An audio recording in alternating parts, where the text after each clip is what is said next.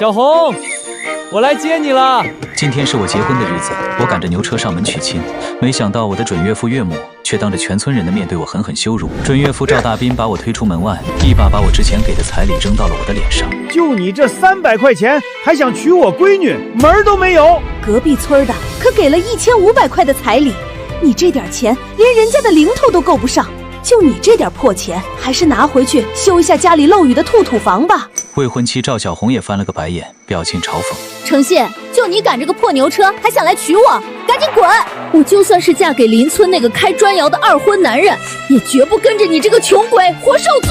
他们家的态度一个比一个恶劣，嗓门大的更是全村人都能听见。旁边已经围过来了一群乡亲们，看着这边就开始交头接耳。我闭上眼睛，深深吸了一口气，心里的愤怒已经压抑到了极点。父亲，这就是您临终前给我留下的婚事，恕儿子不孝了。我睁开眼睛，蹲在地上一张一张的捡起来被他们弃若敝履的300块钱。300块确实不多，可这是我父亲一辈子免费行医，靠着上山采药换钱才留下的积蓄。当初是我父亲救了赵大斌的命，他没钱买药，就连药钱也是我父亲给他出的。是他们一家跪在那里苦苦哀求，我父亲才同意了这一桩婚事，就是为了要上山采药给我凑彩礼，父亲才意外从山上摔死。可现在看着他们满脸嫌弃和厌恶的表情，我笑了。我站起来狠狠地瞪着他们一家。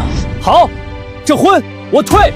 不过赵大斌，你记住，今天退了这婚，以后就算你们一家磕头磕死在我面前，也别想让你家赵小红进我程家的门。这话说出去之后，吵闹的气氛瞬间安静了下来。赵大斌的脸色青一阵红一阵，嘴唇黏红，怎么都说不出话来。就在这时，身后传来拖拉机的喇叭声，是隔壁村那个开砖窑的暴发户孙铁牛。你小子穷疯了吧？媳妇儿没了，脸丢尽了，都开始说胡话了。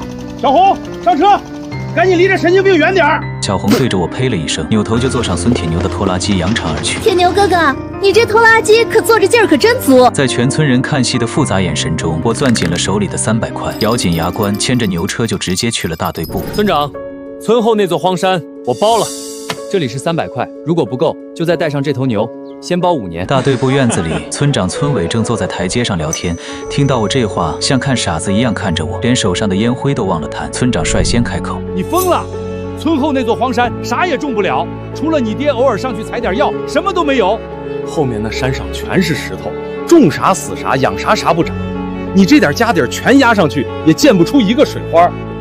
包那烂山，纯纯扔钱败家，自寻死路。我看着他们认真的开口：我没疯，也没傻，钱和牛都在这儿，现在就开张按手印。他们面面相觑，见实在是拗不过我，就只好同意。造孽呀！好好的一个后生，愣是被逼得脑子不清醒，彻底魔怔了。消息很快就传遍了村里的每一户人家，所有人都说我被退婚之后受刺激，逼得脑子坏了，竟花光家产包了个尝不出庄稼的荒山，这辈子算是彻底废了。第二天蒙蒙亮，我就背着筐子上了山。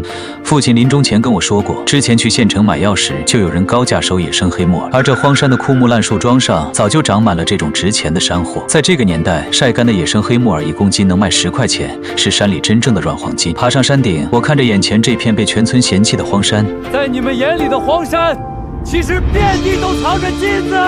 等着吧，用不了多久，我会让你们所有人都刮目相看。从小我就跟着父亲辨认山货，对哪里长野生黑木耳了如指掌。荒山到处都是枯木、稻树、烂树桩，正是木耳最爱生长的地方。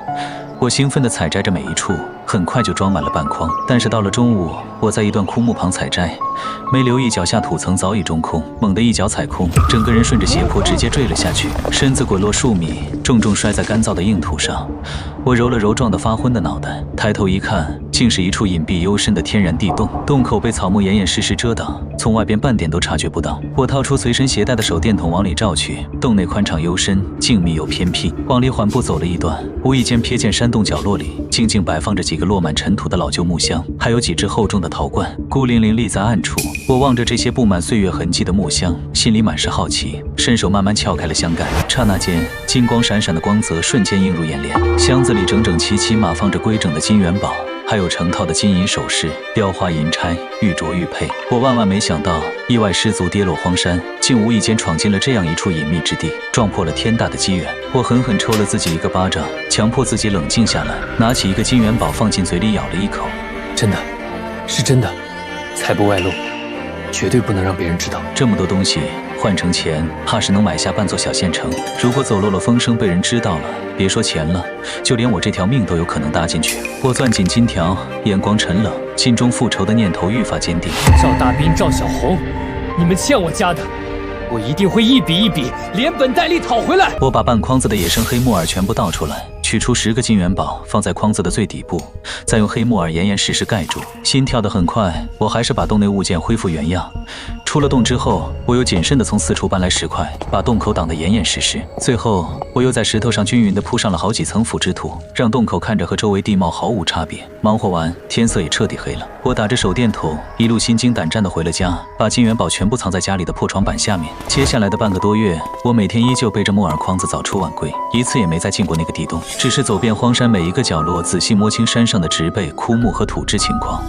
哎呦，看看这憨娃子，被刺激傻了，包个破荒山当成宝，这破荒山还能有什么奇迹不成？能挖到金疙瘩呀！他爹就是在那荒山上没的，可惜了，多好一个人，这唯一的儿子怕是也要步他老子的后尘喽。听赵大斌说，孙铁牛这几天就要在城里摆酒席了，准备在城里的大饭店摆上10-20桌呢，又是1800。他诚信拿什么跟人家比？到了第21天，我一大早就背了满满一筐晒干的野生黑木耳，在村子最显眼的路口转了一圈，借口去郑城卖黑木耳，坐上了颠簸的公交车。那10个金元宝早就被我用几张旧报纸包得严严实实，藏到了筐子最下面。2个小时后，我来到郑城最繁华的古玩一条街上，转了几圈，走进一家装修低调、毫不起眼的老当铺。一进门就看见一个梳着油头的胖子坐在柜台后面喝茶。我这有好宝贝，收不收？他上下打量我一眼，看着我一身洗得发白的粗布衣裳，又抿了口茶，满脸不屑，慢悠悠开口：是宝贝就收，但那些上不了台面的破烂玩意儿就别拿出来了，别污了我这柜台。我冷笑一声，放下筐子，从里面掏出旧报纸裹着的10个金元宝，一层一层在柜台上慢慢展开。金光乍现的瞬间，他脸上的不屑瞬间变成满脸震惊，手里茶杯重重磕在桌上，连忙扑过来抓起金元宝，拿起放大镜细细端详。品相绝了，正经的老金元宝。小兄弟，你这可是实打实的硬通货，哪来的？我不冷不淡勾了勾嘴角，祖上传下来的家底，别磨叽，能收就开价，不行我立马走人，另找别家。胖子连忙把金元宝护在怀里，露着一嘴黄牙，眼里透着精明市侩，陪着笑脸连忙说道：能，太能了！现在官价16块一克，你这是正经老金元宝，我给你凑个整2万块咋样？我两眼一瞪，伸手就要从他怀里把东西抢回来。胖子，欺负乡下人不懂行是吧？这正宗的前朝金元宝，不说当铺的金价多少，就凭它是古董，这价格也要翻个番，2万块，你留着自己慢慢玩吧。胖子连忙拦住我，脸上肥肉一阵乱颤，挤出一副肉疼到肝颤的模样，急声道：别，是我有眼不识金镶玉，嘴笨不会说话。您别恼，我2万块确实是猪油蒙了心，我再加，我狠加，6万8，一口价6万8，再高我真扛不住了，您就行好，成全我这一回。我眯着眼睛笑了，成交，不过我要5000块的现金，剩下的你给我在信用量开个结子。1个小时后，我带着5000块钱的现金和存折，径直走向了郑城的农机建材市场。今天我不逛不看，只买硬家伙。经理，那台212吉普车，那台东风货车，还有台东方红拖拉机，我全要了。经理狐疑地看着我，像是在看精神病。不等他开口，我直接递上存折。我现在就要开走，立刻取钱开票。经理半信半疑地接过存折，再看到上面的数字，瞬间张大了嘴。除了这些车，我又一口气请了郑城最好的2个施工队，买了整整2个货车的建筑材料。这次回去，我不仅要盖房子，更要修路建厂子。村外的路上，孙铁牛正开着拖拉机带着一帮人往县城去。赵大斌弯着腰，讨好地给孙铁牛点了一根烟。好女婿啊，这车可真有排面，改天让老叔我开着也显摆显摆。孙铁牛阴恻恻地抽了一口烟，吐到赵大斌的脸上，呛得他直咳嗽。是你的吗？就显摆上了。赵小红坐在后座上，骄傲地仰着脖子，也跟着开口：就是，会开吗你？开出个问题来，你赔得起吗？孙铁牛看着赵大斌狼狈的样子，哈哈大笑起来。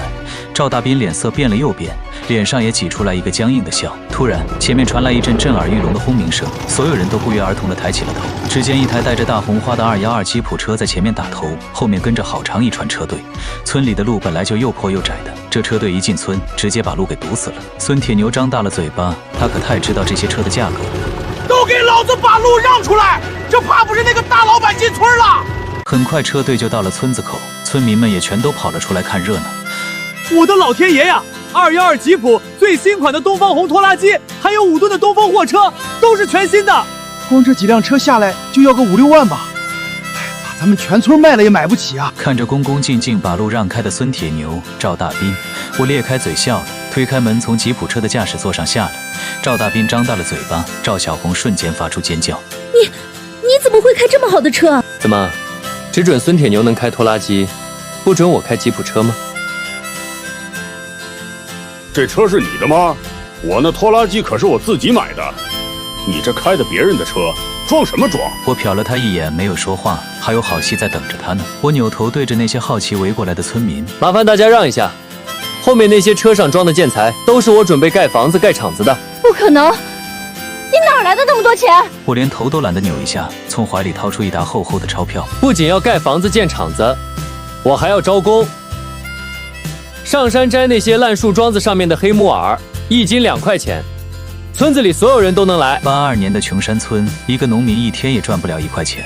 大家都知道那座荒山上到处都是。我手里攥着厚厚一沓10元面额的现金，在村口轻轻一扬，阳光下崭新的票子晃得所有人睁不开眼。1斤干黑木耳2块钱收，只要是荒山上采的野生货，干净无霉，品相完整，我当场现结，绝不拖欠1分钱。话音落地，整个村口瞬间炸了锅。刚才围着看热闹的村民，此刻全都往前挤了半步，眼睛瞪得溜圆，呼吸都变得急促。2块钱1斤，俺没听错吧？俺们在山上累死累活采一天，顶多弄半斤干的，这就能赚1块钱，抵得上在生产队干3天啊！诚信这娃是真给现钱，不是哄俺们开心的吧？我抬眼扫过人群，声音沉稳有力。我诚信说算话，今天在场的所有人都能作证。明天一早，想干活的来我家院子集合，我教大家辨好坏，采回来的木耳我当场收，当场给钱。人群里瞬间爆发出震天的欢呼。之前那些说我魔怔、骂我败家的村民，此刻脸上满是愧疚与激动，看向我的眼神从鄙夷变成了敬畏。赵大斌僵在原地，脸白得像纸，双腿忍不住打颤。赵小红靠在孙铁牛身边，指甲深深掐进掌心，看着我身边崭新的吉普车、货车、拖拉机，眼底的嫉妒几乎要溢出来。孙铁牛的脸色阴葱的能滴出水，死死盯着我，嘴角扯出一抹狠厉的笑，却没敢上前多说一句话。我懒得理会他们的丑态，转身对着施工队队长挥手：先修路，从村口到荒山底下，修一条3米宽的砂石路，3天之内必须通车。然后我低声交代他，砖厂厂址就定在荒山南侧的空地上，那里粘土厚实，最适合烧砖。马上动工建窑搭厂房。施工队队长连忙点头哈腰：程老板放心，保证按时按点完工，质量绝对过硬。我转身坐回212吉普车，油门轻轻一踩，车子平稳地驶进村子，留下身后一群还在沸腾的村民和脸色铁青的孙铁牛、赵家3口。接下来的3天，整个村子都陷入了采摘黑木耳的热潮。天不亮，村民们就背着筐子，扛着布袋往荒山上跑。枯木、倒树、烂树桩上的野生黑木耳被大家小心翼翼地采摘下来，带回家仔细晾晒。我家院子门口搭了简易的收购棚，每天下午准时收货，现金日结绝不拖沓。拿到钱的村民攥着崭新的毛票，笑得合不拢嘴，回家就给娃买糖，给婆娘扯布，逢人就夸诚信是村里的大恩人。跟着程老板采木耳，比在生产队强10倍。而我白天盯着收购和砖厂施工，夜里则在谋划一件天大的事，转运山洞里的宝藏。那几箱金元宝、金银首饰，玉佩玉镯，藏在山洞里终究不是长久之计，夜长梦多，必须趁没人发现偷偷全部运走。接下来连续3天深夜，等全村人都睡熟后，我独自开着212吉普车，悄无声息摸到荒山洞口，将木箱、陶罐分批搬上车，用干黑木耳筐仔细遮盖伪装，一路直奔县城古玩街后巷的隐秘仓库，将所有宝藏全数妥善藏好，再连夜返回村里。运完最后一批宝藏，我仔细清理干净山洞，重新封死洞口，恢复成荒山原本的模样，半点痕迹都没留下。我靠在吉普车上，望着漆黑的山路，低声自语，眼神坚定。这笔财富彻底安稳了，我再无后顾之忧。大可以放手一搏。宝藏全部安全转运后，我把所有精力都扑在了砖厂建设上。荒山南侧的空地上，新式轮窑拔地而起。我托县城的关系，花高价从地区建材研究所请来了3位资深烧砖技师，又斥巨资买下了当下全国最新的轮窑烧制技术，彻底摒弃了村里老式土窑的落后法子。砖厂一开工，我就贴出招工告示，优先招村里的贫困户和壮劳力，只要肯吃苦、肯出力，男女老少我全都收。制坯、烧窑、搬运、质检，岗位分得明明白白，工资按工作量结算，多劳多得，手脚麻利的一天能赚2块多，比村里的木匠瓦匠收入还高。村民们个个卯足了劲干活，没人偷懒耍滑，都知道这是我给他们的活路，都想死死攥在手里。我站在窑口旁，盯着刚出窑的砖坯，对着身旁的技师沉声开口：咱们的砖质量必须顶到最好，红砖要色泽正，硬度够，青砖要密实耐造，1块残次品都不能出厂。程老板放心，有新技术加持，再按咱们的标准盯紧，质量绝对没话说。质量卡死，价格还要压到最低。我可以少赚点，甚至薄利走量，但我想让周边10里8乡的乡亲们盖房，都能用得起咱们的好砖。程老板心善，还懂经营，咱们这砖厂肯定能做大。孙铁牛，我看你那破砖窑还能开几天？整天拿着高价残次品糊弄乡里乡亲，坑人赚黑心钱，你的好日子彻底到头了。又过了10天，砖厂的第一批红砖和青砖正式出炉。刚出窑的红砖颜色正，质地硬，棱角分明，摔在地上都不碎。青砖细腻密实，是盖房子砌墙的上等材料。我定的价格比周边所有砖厂都便宜3成，红砖1分5一块，青砖2分1块，还管送货上门。消息一传开，周边3个村子、公社的供销社、县城的建筑队全都蜂拥而至，拉砖的拖拉机、马车把砖厂门口堵得水泄不通。程老板的砖质量好，还便宜，以后我们建筑队的砖全从你这儿订。这青砖比孙铁牛那砖厂的好太多了，价格还便宜，傻子才买他家的。给我留1万块红砖，我家盖新房全用这个。砖厂的产量从每天1万块一路涨到每天3万块，依旧供不应求。仓库里的砖刚出窑就被拉走，账上的钱每天都在哗哗往上涨。信用社的工作人员甚至主动上门帮我办理大额存款业务，对着我满脸堆笑。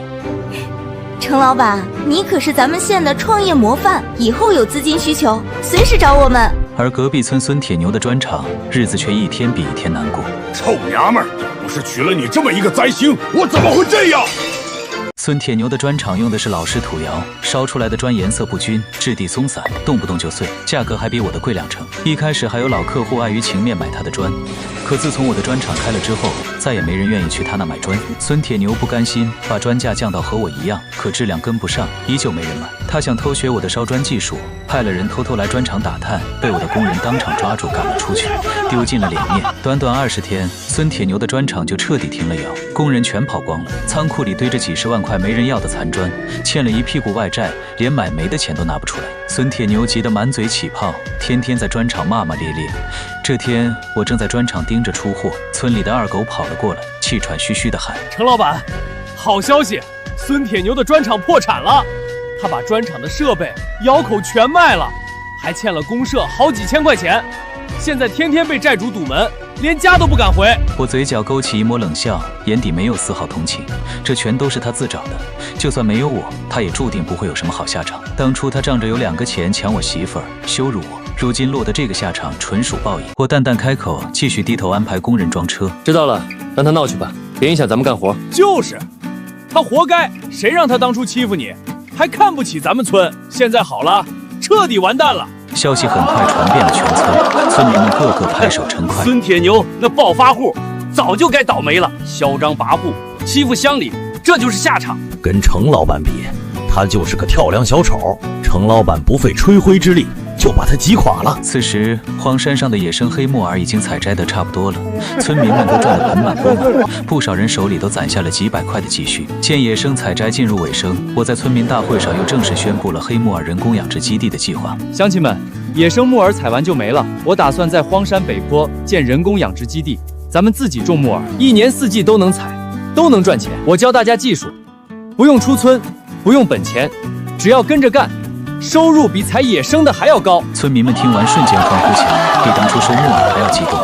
程老板想得太周到了，这是要让咱们一辈子都有钱赚啊！跟着你干，我们啥都不怕，你说咋干就咋干。等荒山上的野生黑木耳彻底采摘收尾，我才正式启动了黑木耳人工养殖基地的建设。选址就定在土质湿润、林木茂密的荒山北坡。我专门去进修了相关的种植技术，了解了的野生黑木耳生长规律，又结合专门托人从外地买来的人工培育2种技术，手把手教给村里的妇女和老人。正式开始当天，我对着全部人耐心的亲自示范。婶子大娘们，把枯木锯成标准段，打孔，放菌种，摆进遮阴棚，把湿度和温度控好，不用天天守着，就能长出满满当当的木耳，产量是野生的3倍还多。李婶喜出望外，忍不住问道：信子，这法子真能成？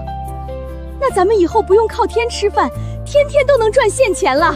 肯定成。基地常年留30多个岗位，摘木耳、晒木耳、打包木耳，大家轮着干，每天都有收入，绝不亏待乡亲们。没过多久，养殖基地就步入正轨，一簇簇黑木耳长势喜人，村民们的腰包一天天鼓了起来，脸上全是藏不住的笑意。眼看砖厂和养殖基地稳稳当当，我立刻着手升级村里的基础设施，亲自盯在现场调度。我看着施工图，陈生对施工队队长交代道：把村口到黄山的砂石路拓宽加固，村里到县城的主路全铺成碎石路，必须让卡车、货车畅行无阻。施工队队长拍着胸口让我放心，保证保质保量，按期完工。我点点头，又对着一旁的村长开口：村长，我出钱再给村里打一门深水井，解决大伙吃水难的问题，并且我准备在村口、砖厂、养殖基地都装上简易路灯，翻新晒谷场，改成木耳晾晒场和砖厂仓库，一样都不能落下。村长忍不住老泪纵横，紧紧拉着我的手：信子啊，你这是给咱们村造福气，这条路，这口水井，子子孙孙都忘不了你的好。不过短短1个多月，曾经又穷又破的小山村彻底变了模样。平坦的道路通村达县，干净的井水入户到家，夜晚路灯明亮，晒谷场规整有序，砖厂机器轰鸣，养殖基地生机勃勃，家家户户有了存款，日子越过越红火。整个村子都洋溢着蒸蒸日上的新气象。而孙铁牛破产后，性情变得愈发暴躁乖戾。以前对赵小红百般宠爱，可现如今看她一眼都觉得烦。只要心里不顺心，抬手就打，张口就骂。赵小红从小被娇生惯养，从前吃香喝辣穿金戴银，如今连顿饱饭都难，心里满是怨气，忍不住对着孙铁牛抱怨嘟囔：你现在就是个彻头彻尾的穷光蛋！我当初真是瞎了眼，放着诚信不嫁，偏偏跟着你活受罪。这话狠狠戳中了孙铁牛的痛处，他瞬间双目赤红，像头被彻底激怒的饿狼。你个丧门星还敢顶嘴！当初要不是你哭着喊着缠着我，我能落到今天这步田地？孙铁牛一把将赵小红狠狠推倒在地，抬脚就踹，恨意滔天。你不是嫌诚信穷吗？不是一门心思要过好日子吗？现在我没钱了，你也别想好过。赵小红疼得脸都白了，抱着孙铁牛的腿苦苦哀求：铁牛，我错了，别打我了，有话好好说，我是你明媒正娶的媳妇儿。孙铁牛猛地一把推开赵小红，一口唾沫狠狠啐在地上，满是鄙夷与怨毒。现在知道求情了，当初你们家收我1500块彩礼时，笑得嘴都合不拢，看我有钱就拼命贴上来，一门心思攀高枝。如今我倒了霉，你们一家半点用都没有，就是一群只会吃闲饭的拖油瓶。他越说越恼，攥着赵小红的胳膊就往门外横转，半分情面都不留。滚，永远别再踏进我家一步，我孙铁牛没你这样的媳妇儿。赵小红被狠狠甩在门外，身上只穿了件单薄的旧褂子。夜里山风刺骨，冻得她浑身发抖，牙关打颤，趴在门板上拍得手掌通红，哭嚎声撕心裂肺。可孙铁牛始终锁着门，半点不为所动。折腾到半夜，他彻底绝望，只能抹着眼泪一瘸一拐地跑回娘家。赵大兵和老伴开门一看，女儿鼻青脸肿，头发散乱，衣服上全是泥印与脚印，当场就心疼得直掉眼泪。可家里一贫如洗，灶堂冰冷，连块白面膜、一碗热汤都拿不出来。一家三口挤在破败的屋里，只能抱在一起失声痛哭，满心都是迟来的悔恨。赵大兵狠狠抽了自己一个耳光，老泪纵横。都怪我当初鬼迷心窍，嫌贫爱富，硬生生把你和诚信的婚事早黄了。现在诚信开砖厂建基地，是全县都有名的老板，你要是嫁给他，现在就是风光体面的老板媳妇儿，哪里会受这种打骂，遭这种罪啊？赵小红哭得上气不接下气，脸上是伤，心里满是后悔。赵小红哽咽着开口：爹娘，我知道错了，我当初不该嫌弃程信球，不该跟着孙铁牛当众羞辱他。咱们去找程信吧，给他磕头赔罪，求他原谅我们。只要他肯给我们一条活路，让我做什么脏活累活，我都愿意。赵大斌和老伴对视一眼，满脸苦涩与无奈。如今他们走投无路，欠着外债，受尽白眼，整个村子也只有程信能拉他们一把了。两人咬了咬牙，颤巍巍地点了点头。第二天一早，赵家3口打扮得干干净净，低着头，一路小心翼翼地来到我的家门口。此时，我正在院子里和砖厂养殖基地的负责人开会，安排接下来的生产计划。院子里人来人往，工人进进出出，一派繁忙景象。赵家3口站在门口不敢进来，只能缩着脖子，怯生生地往里张望。门口的村民看见他们，脸色瞬间沉了下来，厉声呵斥：“你们来干什么？程老板忙着呢，没空见你们。当初你们羞辱程老板的时候，怎么不想想今天？现在知道来求了，晚了。”赵家3口脸色惨白，赵大斌硬着头皮上前一步，对着我深深鞠了一躬：“程信，程老板，我知道错了，我们一家都知道错了。当初是我们有眼无珠，忘恩负义，羞辱了你，对不起你，对不起你爹，求你大人有大量，饶了我们这一回，给我们一条活路吧。”我抬眼冷冷地扫过他们一家3口，目光在赵小红青肿的脸上停留了一瞬，嘴角勾起一抹冰冷的嘲讽。赵小红被我看得浑身发抖，眼泪止不住地往下流，扑通一声跪在了地上。程信，我错了，我真的错了，我不该嫌弃你穷，不该抛弃你，不该跟着孙铁牛羞辱你。求你原谅我，让我留在你身边，我什么都能做，洗衣做饭干活我都能行。周围的工人和村民全都围了过来，对着赵家3口指指点点，满脸鄙夷。我站起身，慢慢走到他们面前，居高临下的看着跪在地上的一家3口，声音冷得像冰：“你们知道错了。当初赵大斌把我300块彩礼扔在我脸上，骂我穷鬼的时候，怎么没想过今天？当初赵小红坐着孙铁牛的拖拉机，对我呸口水，说宁愿嫁给2婚男人也不跟我的时候，怎么没想过今天？”每说一句，赵大斌的头就低1分，赵小红的哭声就大1分。我冷笑一声，眼神里没有丝毫怜悯。想干活，可以，留在我身边，根本不可能。看着他们跪在地上的模样，我嘴角勾起一个玩味的笑。我砖厂后面有个化粪池，每天需要人挑粪清理，又脏又累，1天工资1块钱。你们要是愿意干，就去；不愿意干，就滚出我家，别在我眼前碍眼。5毛钱1天，又脏又累的挑粪活，放在以前，赵家3口连看都不会看一眼。可现在他们走投无路，为了活下去，只能咬牙答应。赵大斌脸色一阵青一阵白，咬着牙点了点头：“干，我们干，只要能有口饭吃，再脏再累，我们都干。”赵小红瘫坐在地上，哭得撕心裂肺，却再也不敢说一句反驳的话。我挥了挥手，让工人把他们带到砖厂后面的化粪池旁。从今天开始，每天天亮就来干活，干不完就别想吃饭。记住，这是你们欠我的，欠我程家的，一辈子都还不清。赵家3口低着头，灰溜溜地跟着工人走了。从此每天天不亮，就能看到他们在化粪池旁挑粪的身影，又脏又累，受尽村民的白眼和嘲讽，再也没有了当初的嚣张气焰。而我站在荒山山顶，看着脚下欣欣向荣的砖厂，一望无际的黑木耳养殖基地，平坦宽阔的道路，村里崭新的房屋，眼底满是释然。父亲，您看到了吗？您说荒山藏金，如今我真的把荒山变成了聚宝盆。我受的委屈，我光明正大的讨回来了；我受的羞辱，也全都加倍奉还了。1982年，这座被全村嫌弃的荒山，终究成就了属于我的奇迹。阳光洒在荒山之上，金光闪闪，照亮了整个村庄，也照亮了我未来的路。孙铁牛自打砖厂破产，妻离子散后，彻底成了孤家寡人，债主天天堵门追债，家里能搬的东西全被搬空，他连一口饱饭都吃不上，只能蜷缩在荒山废弃的看山棚里，靠啃野果，喝凉水苟活。昔日风光无限的砖窑老板，如今蓬头垢面，衣衫褴褛，跟个乞丐没两样。他看着远处砖厂日夜升腾的炊烟，听着村民们说起诚信的产业越做越大，眼底的恨意像毒藤一样疯狂疯长。诚信，都是你害的！若不是你抢我的生意，击垮我的砖厂，我怎么会落得这般下场？我活不成，你也别想好过！我要毁了你的一切！恨到极致，孙铁牛彻底红了眼，萌生了最歹毒的念头。他偷偷藏起捡来的煤油、干柴，像一只阴血的饿狼，白天躲在棚里窥探，夜里盯着砖厂的方向，默默盘算着报复的法子。而我对此毫不知情，依旧一门心思扑在厂子和基地的经营上。此时的我正忙着扩大砖厂的生产规模。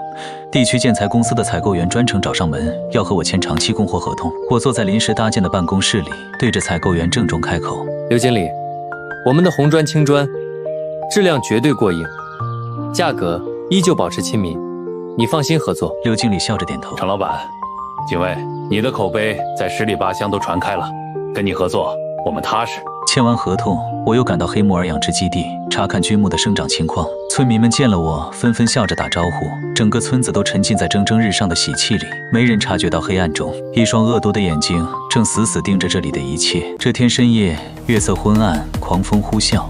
孙铁牛觉得时机到了，揣着煤油，抱着干柴，冒着腰偷偷摸进砖厂的原料仓库。仓库里堆着大量的干柴煤块，一旦点燃，瞬间就能烧成一片火海。他狞笑着泼洒煤油，刚划燃火柴，一道手电筒的光束突然照了过来，是夜里起夜巡查仓库的工人二狗。他原本只是例行简单查看，压根没料到会有人闯进来。二狗看到孙铁牛的瞬间，吓得浑身一哆嗦，随即扯着嗓子大喊：“有人放火！快来人啊！孙铁牛来搞破坏了！”喊声瞬间划破了深夜的寂静。砖厂值班的工人、附近的村民纷纷被惊醒，抄起锄头木棍朝着仓库冲来。我刚睡下没多久，听到喊声心头一紧，立刻穿上衣服朝着砖厂跑。等我赶到时，孙铁牛已经被愤怒的村民团团围住，火柴被打落在地，纵火的阴谋彻底破产。孙铁牛见无路可逃，索性破罐子破摔，疯狂的嘶吼挣扎。诚信！我恨你！我要烧了你的厂子，让你跟我一样一无所有！我看着眼前状若疯癫的孙铁牛，眼神冰冷，没有丝毫同情。孙铁牛，你生意失败是自己技不如人，以次充好，如今还敢恶意纵火，触犯国法，谁也救不了你。我当即对着村民开口：大家把他看好，天亮就送到公社派出所，交由公安同志处置。村民们纷纷响应，死死按住孙铁牛，没人同情这个作恶多端的家伙。天亮后，我亲自带着村民把孙铁牛送到了公社派出所。公安同志经过审讯，结合孙铁牛纵火未遂、恶意破坏集体生产、拖欠巨额债务等多项罪状，当即做出了处理决定。因其情节恶劣，依法判处其劳动改造。孙铁牛最终为自己的恶行付出了应有的代价。消息传回村里，所有人都拍手称快，悬着的心也彻底放了下来。解决了这个突发的祸事，我没有丝毫耽搁，立刻带着村民把产业继续做大做强。砖厂这边，我按照合同要求，又扩建了2座新式轮窑，聘请了更多的技师，日产砖瓦量突破15万块，不仅覆盖了全县的建材市场，还远销周边3个地区，成了官方指定的建材供应点。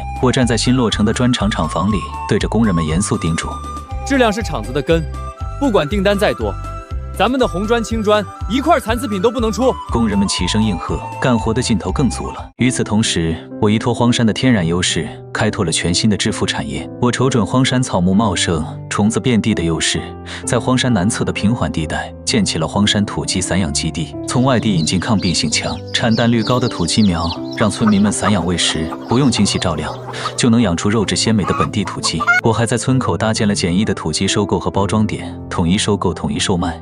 不光卖给县城的饭店、供销社，还通过长途贩运卖到地区的农贸市场。土鸡蛋、活土鸡都成了抢手货，价格比普通家禽高出一大截。我站在土鸡散养基地里，看着满山乱跑的土鸡，对着一旁帮忙照看的村民大声说道：大家伙好好照看土鸡，喂粗粮，散着养，保证品质。咱们的土鸡不愁卖，家家户户都能多赚一份收入。村民李大叔笑着应道，脸上满是欢喜。信子，你这法子太靠谱了，荒山能养鸡，不用占耕地，还能多赚钱。跟着你干，咱们天天有奔头。村长看着满山的土鸡，又看了看热火朝天的砖厂，拉着我的手感慨万千。诚信啊，你真是给咱们村找了无数条活路。砖厂、土鸡基地，咱们村这辈子都没这么红火过。村里的路再次全面升级，我出钱把碎石路全部修成了平坦宽阔的柏油路，卡车、货车往来穿梭。不管是运砖瓦、送土机还是拉物资，运输效率大大提升。曾经又穷又破的小山村，如今成了全县闻名的富裕村、模范村。各地赶来学习取经的人络绎不绝，每天都热闹非凡。县长和公社书记多次专程来村里视察，看着规模化的砖厂、生机勃勃的土鸡基地，对我赞不绝口。诚信同志，你自主创业，带领村民共同致富，是咱们全县的创业模范，值得所有人学习。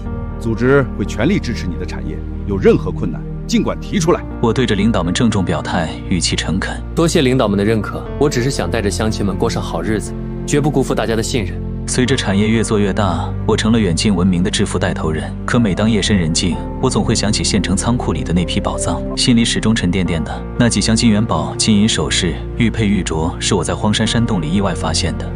虽说是机缘巧合所得，但我心里清楚，这些都是前朝遗留的文物，属于国家财产，根本不是我私人能占有的。父亲一生行医行善，光明磊落，从不贪取不义之财。他常教导我，做人要守本分，不属于自己的东西，一分一厘都不能要。如今我靠自己的双手办砖厂、建土鸡基地，带着村民们致富，衣食无忧，问心无愧。以后根本不需要靠这批宝藏来牟利。私藏文物不仅违背良心，更是触犯国家法律。这笔财富只有回到国家手里，才能得到妥善保护，也能为国家建设出一份力。我坐在自家院子里，望着夜空，眼神逐渐变得坚定。这笔宝藏，我必须一分不少，全部上交给国家。做出决定的那一刻，我心里积压已久的石头终于落地，浑身都轻松了起来。第二天一早，我驾驶着212吉普车径直赶往公社，找到了公社王书记。王书记见我专程赶来，连忙热情地迎了上来。诚信啊，你可是咱们公社的大功臣，快坐快坐。是不是厂子或者基地有什么困难？尽管说，组织全力支持。我摇了摇头，神色无比郑重，压低声音开口：王书记，我今天来，不是为了自己的事，是有一件关乎国家文物的大事，要向组织汇报。王书记见我神情严肃，立刻收敛了笑容，正襟危坐。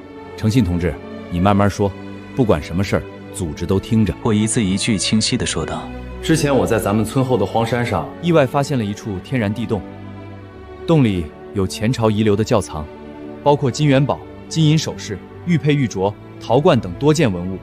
这些东西都是国家的珍贵文物，我发现后一直束妥善保管在县城的隐秘仓库里，从未动用过一分一毫。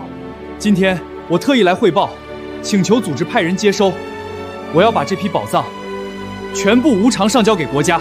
王书记听完，猛地从椅子上站了起来，眼睛瞪得溜圆，满脸都是震惊。诚信同志，你说的是真的？你能主动上交国家文物，不贪不占，这份觉悟，这份格局，太让人敬佩了。我连忙摆手：王书记，我只是做了我该做的事儿。父亲从小教我，不义之财不可取，国家的东西理应还给国家。王书记激动地握住我的手，连连夸赞：好，好样的！我现在立刻给县里打电话，汇报这件惊天大事，让县文物局、狗安局的同志马上赶过来。不到3个小时，县里的文物专家、公安干警就乘坐专车赶到了村里。我亲自带路，驾驶吉普车领着众人前往县城古玩街后巷的隐秘仓库。打开仓库大门，当一箱箱尘封的宝藏展现在众人面前时，所有人都发出了惊叹的声音。文物专家们小心翼翼地开箱清点，逐渐鉴定登记。经过半天的细致清点，最终确认这批窖藏共计金元宝36个，成套金银首饰12套，玉佩玉镯、银钗等玉器首饰17件。老式陶罐4只，全部都是前朝珍贵文物，具有极高的历史研究价值和经济价值，总估值远超10万元。文物组的李专家握着我的手，激动得浑身发抖。诚信同志，你立了大功啊！这批文物的发现，对研究咱们当地的历史文化有着不可估量的意义。你主动上交、保护文物的行为，更是为全社会树立了榜样。我们要为你申请表彰和奖励。我笑着摇了摇头。专家同志，奖励我就不要了，我只是做了一个普通人该做的事，能让这些文物得到国家的妥善保护，我就心满意足了。公安干警也对我竖起了大拇指，当场为我开具了文物上交证明，对我的行为给予了高度评价。县里表彰大会的消息，短短半天就传遍了10里8乡。公社特意把会场设在我们村的村民广场，搭起红台子，挂起红横幅，周围村子的百姓都赶来看热闹，广场上挤得水泄不通。县长亲自带队，手里捧着鲜红的奖状和荣誉证书，身后跟着县文物局、公社的一众领导，场面隆重又热闹。村长拿着大喇叭，扯着嗓子喊得满脸通红。乡亲们，今天是咱们村的大日子，程老板主动上交国家珍贵文物，不求回报，高公亮面。县里特意来咱们村开表彰大会，给程老板颁奖。每个人的脸上都洋溢着骄傲与自豪。我整理了衣裳，大步走上台子。县长亲自把文物保护先进个人、农村致富带头人的奖状递到我手里，紧紧握着我的手，对着全场高声说道：诚信同志，白手起家不忘本分，意外得宝不贪私利，主动上交国家文物，还带领全村百姓脱贫致富，是咱们全县的榜样，是新时代的模范青年。经县委研究决定，授予诚信同志荣誉表彰，同时将咱们村定为全县共同致富示范村，后续政策资金全力扶持。台下再次爆发出雷鸣般的掌声，记者举着相机不停拍照，把这一幕牢牢记录下来。我拿着奖状，对着全场村民和领导郑重开口：我能有今天，全靠乡亲们的支持，全靠党的好政策。父亲一辈子教我行善积德，光明磊落，我只是做了我该做的事。今后我会继续带着大家好好干，让咱们村越来越富，让荒山的奇迹一直延续下去。县长满意的点头，又对着众人说道：诚信同志的专场土鸡养殖基地是咱们县的标杆产业，县里会全力支持扩大规模，带动更多百姓致富。希望大家以诚信为榜样，勤劳肯干，守法回善，把日子越过越红火。表彰大会结束后，村民们簇拥着我回了家，家家户户都拿出鸡蛋、粗粮、自家腌的咸菜，非要塞给我，拦都拦不住。程老板，你是咱们村的骄傲，跟着你干，咱们心里踏实。我看着淳朴的乡亲们，心里暖烘烘的。没过几天，县供销社的负责人就找上门，手里拿着厚厚的合作合同，满脸笑容。程老板，你的土鸡蛋品质好，县里的机关食堂、国营饭店全都要长期订购，还有你的红砖、青砖，县里的新基建项目，全部优先用你的货。我握着合同，笑着答应。放心，我保证品质只升不降，价格依旧亲民，绝不辜负县里和乡亲们的信任。靠着县里的扶持和稳定的订单，砖厂再次扩建，土鸡基地规模翻了1倍，村里又多了几10个就业岗位，就连周边村子的百姓都想来我这里干活。我定下规矩，只要肯吃苦、守规矩，不管是哪个村的，我都愿意收留，带着大家一起富。村里的建设也没停下，我拿出一部分收益，在村里建了崭新的村小学，添置了新课桌、新书本，聘请了专业老师，让村里的娃免费上学，又建了标准化的村卫生室，采购了常用药品和简易医疗器械。村民头疼脑热，再也不用跑10几里山路去县城。村长看着崭新的小学和卫生室，拉着我的手，老泪纵横。诚信啊，你这是给咱们村造了万事福啊！以前咱们村娃没学上，病人看不了病，现在啥都有了，咱们子子孙孙都忘不了你的恩情。以前的荒山是烂山，现在是金山；以前的穷村是破村，现在是模范村，这全都是你的功劳。我笑着摇了摇头。村长，这是大家一起努力的结果。荒山养着我们，我们就要守好荒山，建好村子，这是我应该做的。闲暇时，我路过砖厂后面的化粪池，依旧能看到赵家3口埋头干活的身影。赵大斌弯着腰，挑着粪桶，累得直喘粗气，肩膀磨出了厚厚的茧子。赵小红捂着鼻子，默默清理着粪池，再也没有了当初的娇生惯养和嚣张跋扈。赵母一边干活，一边偷偷抹眼泪，满脸都是悔意。他们看到我，立刻低下头，浑身发抖，连大气都不敢出，再也不敢上前说一句求饶的话。曾经趋炎附势、嫌贫爱富的一家人，终究为自己的所作所为付出了一辈子都抹不掉的代价。我没有再多看他们一眼，转身离开。复仇不是目的，守住本心，带着乡亲们过上好日子，才是我真正的追求。傍晚时分，我再次登上荒山山顶，脚下是轰鸣的砖厂，满山的土鸡，平坦的柏油路，崭新的村舍，远处是炊烟袅袅的村庄，到处都是生机勃勃的景象。山风吹过，带着黑木耳的清香和土鸡的鸣叫声，格外惬意。我望着远方，轻声自语：爹，您放心，我们又没有辜负您的教导，没有辜负这片荒山，更没有辜负信任我的乡亲们。宝藏上交了国家，产业做大了，村子变富了，欺负我们的人也得到了惩罚，您在九泉之下可以安息了。1982年，我从一个被退婚羞辱、身无分文的穷小子，靠着一座被人嫌弃的荒山，靠着一颗光明磊落的心，靠着一双勤劳的手，缔造了一场真正的奇迹。荒山不语，却藏千金，人心向善，终得光明。这座荒山给了我新生，给了全村希望，更给了我一生坚守的初心。阳光渐渐西斜，金色的余晖洒满整座荒山，照亮了村庄，照亮了厂房，也照亮了我坦荡光明的前路。我知道荒山的奇迹不会结束，未来的日子我会一直守着这片土地，带着乡亲们把日子过得越来越红火，让1982的荒山奇迹永远延续下去。